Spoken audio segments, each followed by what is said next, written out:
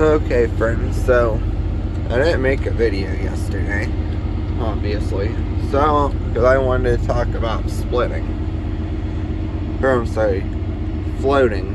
But, since we're waiting here for my truck to warm up, running behind, we'll go ahead and talk about this little blue button right here. What does that blue button do? Well, my truck is an 8-speed, so it doesn't really do anything. Has deep reduction, but we're talking about 18 speeds, right? So with that being said, this little blue button here, all the way back like it is now, you know, forward, back is low, forward is high. So for example, let's say we're in first right now because our splitter's in low, on the low side. Boom. So we're in first, low, okay? And we get going. Then, you know, let's say you're pulling a hill. For example, there's a hill in particular that I can think of that comes out from the W side on the 422. It's a monster hill on the highway that you have to split every year. So let's say, you know, you're in first, you get going. What you'll do is you'll bring it up about, you know, let's say you bring it up to about I'm not gonna raise the RPM stuff. I'm in a residential area just sitting, but let's say you raise it up to about 1700 RPM. All right, what you do while you're still on the throttle, you flick this forward, let off the throttle, and that'll bring your RPMs down to 15. So this little button will give you or take away about 200 to 300 RPMs. Now we'll say, okay, you're going. Okay, now you're at 1800 RPMs again. You take it back, let off the throttle, and boom, directly into your next gear. No waiting. There's no,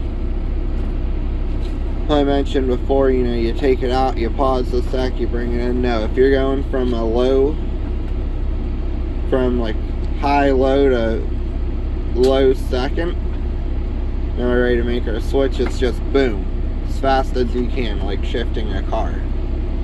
Again, wind it up to 1700, make your split, let off. Now you got a couple hundred RPM to work with while staying in that gear. Well, now you need to shift again. Boom. Now that's going up, and you don't have to do that. That is there if you need it. You do not have to use this. Like I said, it's really great on hills. That's one I use. So, you know, when you're going through traffic and traffic is right between gears, or a little too slow for one gear but a little too fast for another, go ahead and make the split. But let's talk about going from high to low. All right, let's say you're cruising through, I don't know, let's just name a town. Let's say you're cruising through Burgettstown, okay? You're going through, I typically ride about 6 gear through there.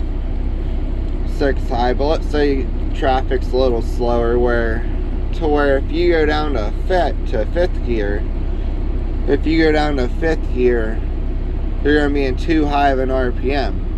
But in 6, you're too low of an RPM. So what you do, you go 6 low.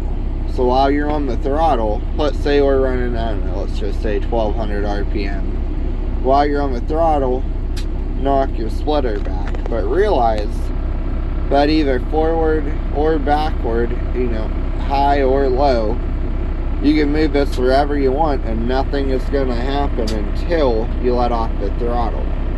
But alright, so you're in high, you're cruising, you go to low, let off the throttle, and your needle's going to immediately drop. It'll go down to idle if you let it. So you're going to let off and get back on, and now you have to bring it up. So if you took it out at 1,000, and you let off the throttle, you're gonna have to bring it up to probably 12 or 1300 before it catches and gets back into rhythm with the gears.